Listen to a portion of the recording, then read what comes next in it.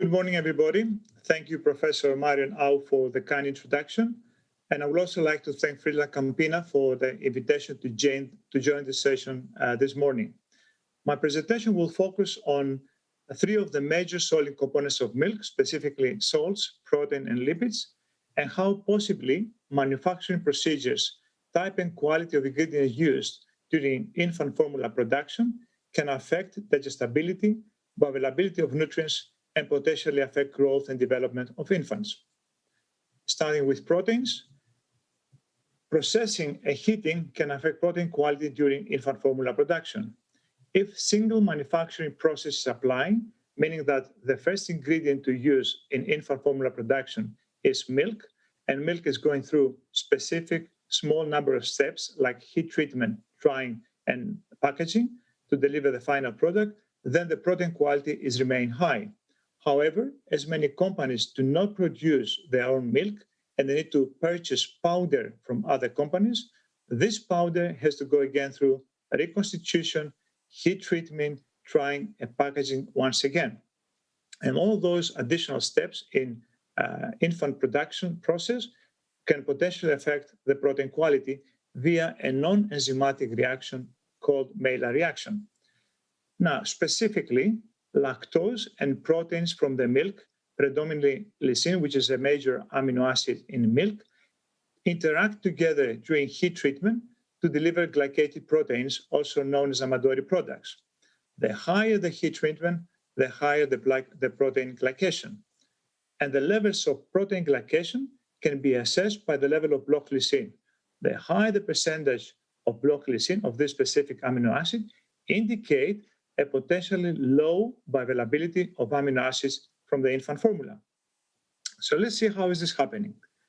When no or low glycation is taking place, the proteolytic enzyme targeting specific cleavage sites on the proteins can hydrolyze proteins and deliver short peptides and free amino acids, which are easily absorbed and digested in the intestine. However, if we have a case of increased level of glycation, meaning we have high levels of block lysine in the milk, then the block lysine can inhibit the action of those proteolytic enzymes, and the final product to be delivered are longer peptides, which cannot be absorbed in the intestine and therefore reduce availability of the essential amino acids. Furthermore, those non-digested long peptides increase colonic protein fermentation in the large intestine and potentially induce microbiome changes and gas formation that may lead to digestive discomfort. Concluding, the higher the glycation levels, the lower the protein quality and digestibility, and that can reduce availability of essential amino acids and induce GI discomfort for infants, plus could affect the growth and development of those essential amino acids will not be readily available for the infant. Now, let's see the results from a recent study conducted in China. This is an unblinded, cross-sectional observational study. The aim of this study was to compare commercially available infant formulas with different levels of protein glycation on gut discomfort. For the needs of the study, 452 infants were recruited, consuming already one of the 4 formulas, with levels of block glycation varying from 9% to 20%. In addition, data was obtained from the parents over a 1-week period via diaries and questionnaires, and data obtained on formula consumption, GI discomfort, GI symptoms, stool characteristics, crying and fuzziness behavior of their infants. The results of the study showed that the infants consuming the infant formula with the lowest level of block lysine, they reported significantly higher number of defecations with no hard stools compared to the rest of the infants. The same group consuming the infant formula with the low levels of block lysine, for those infants also a significant lower time of crying and fuzziness at night was reported. Summarizing the role of protein quality, double manufacturing process and excessive heat treatment during infant formula production leads to protein glycation and therefore to lower protein quality and digestibility. Ensuring low levels of protein glycation can preserve amino acid availability and lower GI discomfort. This conclusion is also in line with the EFSA recommendation on infant formula production. Specifically, as reported by EFSA, Maillard reaction products and protein degradation products in infant formula and follow-on formula should be kept as low as technologically possible, owing to their potentially adverse effects on the nutritional value of protein. Now we're moving to the second part of my presentation, which will focus on the other solid component of milk, which are salts. Salts, a large part of the salts in the milk are bound on proteins, and specifically are bound on the casein fraction of proteins in the milk. Casein fractions constitute about 40% of the breast milk, and this is also the goal from the infant formula production, aiming to have similar levels of casein in the milk as in breast milk. The casein also, the casein fraction of proteins in the milk, are slower digested compared to whey proteins, which are more rapidly digested. Now let's see how the minerals are attached to the casein and transfer in infant. This is taking place at the mammary gland, where calcium, phosphate, magnesium, or other minerals interact with casein to deliver casein micelles. Casein micelles, the levels of casein micelles are lower, but also the size of the molecule is smaller in the breast milk. So when breast milk enters the stomach, forms softer curds compared to bovine milk, as you can see also in these photos. Here is the breast milk, and here is the curd delivered by a bovine milk-based infant formula. So our understanding is that the levels of casein mineralization can affect potentially the digestibility of those proteins in the stomach.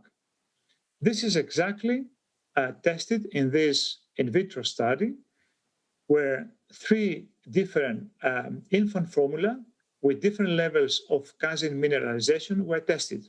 One with high, one with medium, and one with low casein mineralization levels.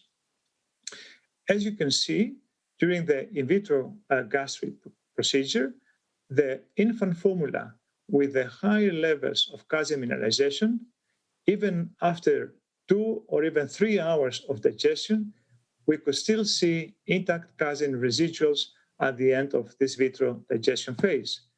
And this is very important to consider, indicating that a low digestibility rate for those proteins, in parallel with the situation we have to face with the infants.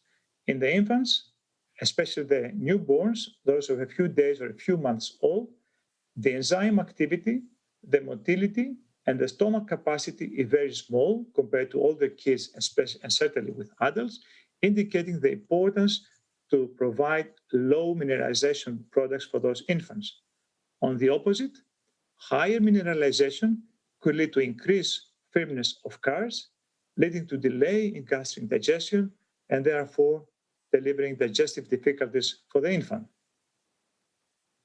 Now let's see whether all infant formulas have the same levels of casein mineralization. In this slide, you can see the results from the analysis delivered from 41 formulas.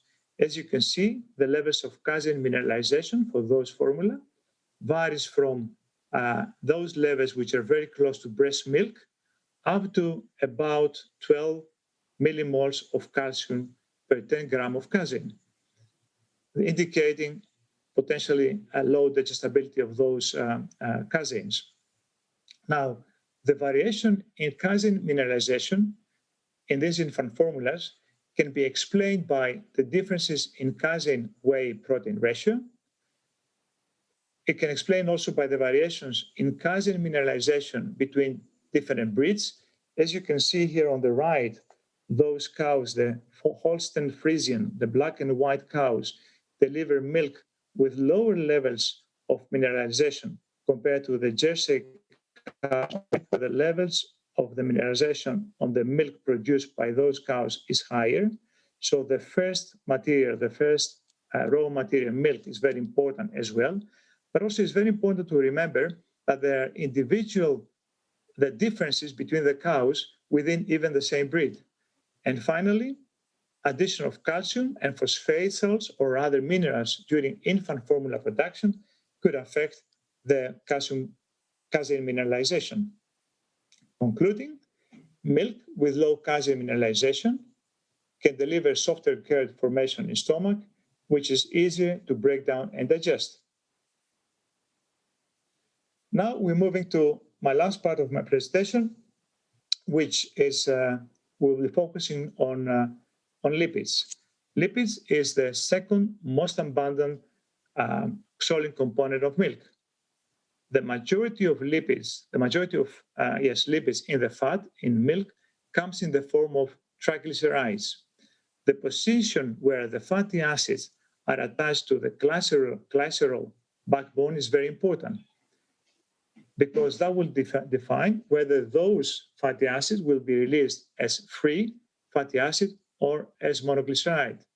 As you can see in this slide, lipase specifically and selectively cut the bonds at the SN1 and SN3 position to deliver 2 free fatty acids and 1 monoglyceride.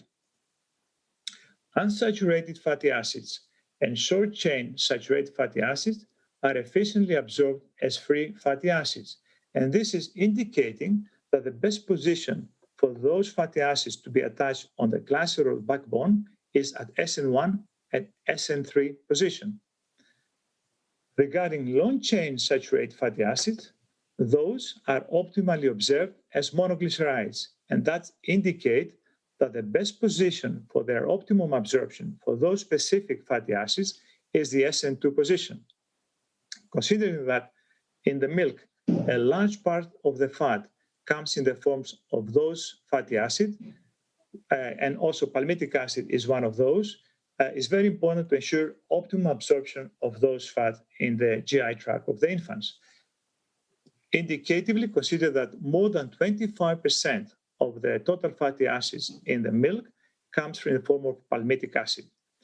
Now, what happens if palmitic acid or those long-chain saturated fatty acids are attached at the SN1 or SN3 position?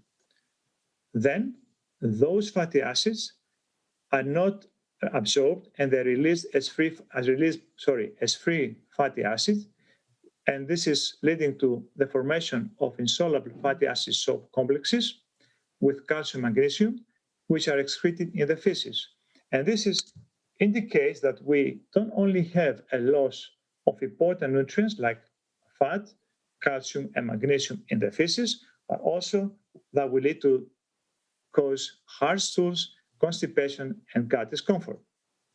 So I think it's clear that the optimum position for palmitic acid is SN2 position, and that can lead to improved fatty acid and calcium absorption, can lower the soap formation and calcium excretion, and improve stool consistency for the infants, but also improve absorption of calcium and those fatty acids in the GI tract of the infant. This is not only proven by science, this is also supported by nature. If you have a look here on this slide, breast milk fat contains more than 70% of fatty acids at the SN2 position in the form of palmitic acid. For the bovine milk, about 40% of the fatty acids at the SN2 position are palmitic acid, while for vegetable fat blends, less than 30% of the fatty acids at the SN2 position are palmitic acids. On the opposite, in the vegetable fat blends, a higher concentration of palmitic acid can be seen at the SN1 and SN3 position, indicating that these fatty acids at these two positions will be poorly absorbed. Interestingly, it's very important to notice that those fat blends, those vegetable fat blends, are commonly used in infant formula production. And now the question is, why not replacing some of those vegetable fat blends with bovine milk to increase the concentration of palmitic acid at the SN2 position and promote better absorption of those fatty acids in the intestine? This is exactly tested in this recently published study. Actually, this study is composed by two double-blind randomized control crossover studies. For the needs of this study, 17 and 18 healthy infants were recruited respectively for the needs of crossover study 1 and crossover study 2. Those infants were provided with a formula having 50% milk fat and delivering about 40% palmitic acid in the SN2 position, another formula with 20% milk fat delivering about 20% palmitic acid in the SN2 position, and a third formula containing no milk fat, only vegetable fat blend, delivering about 10% of palmitic acid in SN2 position. In crossover study 1, we compare the 50% milk fat formula with the vegetable fat blend. And the infants allocated in this study started consuming one of those formulas for 2 weeks, specifically the 50% milk fat formula, and the rest of the infants, the vegetable fat blend. And after a 2 weeks period, they swapped respectively to the other formula. At the end of the 2 weeks period, from those infants, stool samples were collected and stool consistency was evaluated based on parental report. The same was repeated at the end of the second 2 weeks period. Similar procedure were applied in the crossover study 2, where the 20% milk fat formula was compared with the vegetable fat blend formula. The results of the study showed, presented in this slide, can be seen on the left side of your screen. You can see palmitic acid soaps in stool samples, and on the right side you can see total fatty acid soaps in the stool samples. As you can see, both 50% milk fat formula and 20% milk fat formula deliver significantly lower palmitic acid soaps in the stool samples compared to the vegetable fat formula. Similar results were observed for the total fatty acid soaps for both formula, the 50% milk fat and the 20% milk fat. And these results indicate that a significantly higher absorption of palmitic acids and total fatty acids was probably taking place in the intestine for those infants.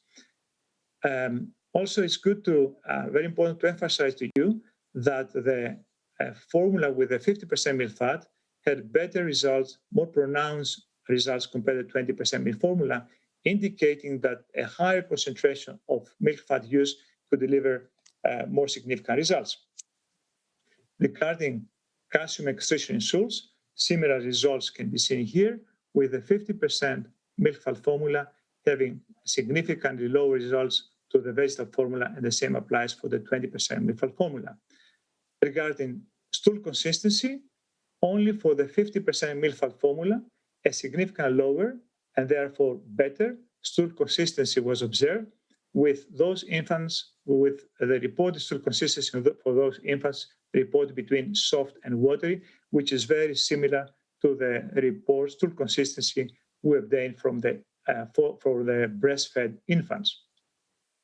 Concluding on milk fat, using bovine milk fat in infant formula increases SN2 palmitic acid content and leads to reduced excretion of fatty acid soaps and calcium in the stools, indicating a better absorption of calcium and fats, but also improves stool consistency. And my final slide and take-home message is that using high-quality milk as a raw first ingredient in infant formula production, applying minimal processing to keep protein glycation low, ensuring low levels of calcium mineralization, using milk fat to increase SN2 palmitate, can deliver high bioavailability of amino acids, fat, and calcium, support infant growth, and lower GI discomfort for the infant. Thank you for your attention. Okay, there's one question for Prof. Yannis. Does using bovine fat affect the fatty acid composition of infant formula, such as omega-3s or 6 composition? Right. The bovine milk is relatively low. The content of bovine milk is relatively low in those polyunsaturated fatty acids, also compared to the breast milk. The reason we suggest to use bovine milk is especially for the saturated fatty acid and specifically for the SN2 palmitic acid. And so by adding only bovine milk in the infant formula, we cannot achieve an increase in the polyunsaturated fatty acids such as omega-3 and omega-6. And that's why we're suggesting a combination of vegetable fat blend and bovine milk to have high levels of those polyunsaturated fatty acids, but also of highly absorbed saturated fatty acids. You mentioned in your talk that we want to recommend low levels of protein glycation. Is there a recommendation as to how low would be suitable, right? Because we do know that there's a variety of percent. Are there recommendations to say that infant formula companies should aim for a certain value above which they're more detrimental to like infant gut digestion as opposed to a lower level which would be good? Yeah, as I showed in my presentation, there are recommendations also from EFSA that we should keep the protein glycation as low as possible in infant formula production. But this is a recommendation, is not an obligation so far. My understanding is that EFSA, European Food Safety Authority, as well as Codex Alimentarius, is not requesting the food industry to provide this information on the food label or the infant formula label. Right. But my feeling is that quite soon in the future, and as data and more studies will provide data on the issue, it's more likely that we will see such regulations and possibly requirements for the food industry in the short future. Right. And how low would be acceptable when you say low? Is there like a 10%, 12%, 8% cut off, or right now that's something we don't know? I think we don't know yet. We can say the lower the better, but we don't know what is the optimum. A question for Prof. Yannis.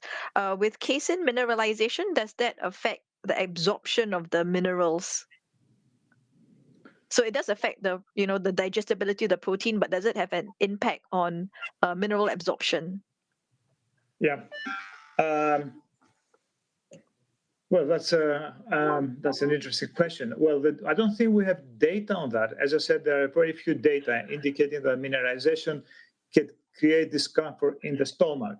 And we see in this in the study I presented you, which is an in vitro study, that there are evidence that high mineralization indicates that infant formula with high mineralization can deliver still residuals in the stomach for a very long period of time, even after 3 hours. But then it goes to the intestine, and I'm not aware of a study because, as I said, there are very few studies, so I don't know whether that would affect absorption of the minerals. But as I said, we also conducted a study. There are a few studies showing that the absorption of the minerals like calcium can be affected by the fat, the content of fat, and the presence of SN2, palmitic acid in the formula. That certainly can affect the absorption of minerals, and there are a few studies indicate that.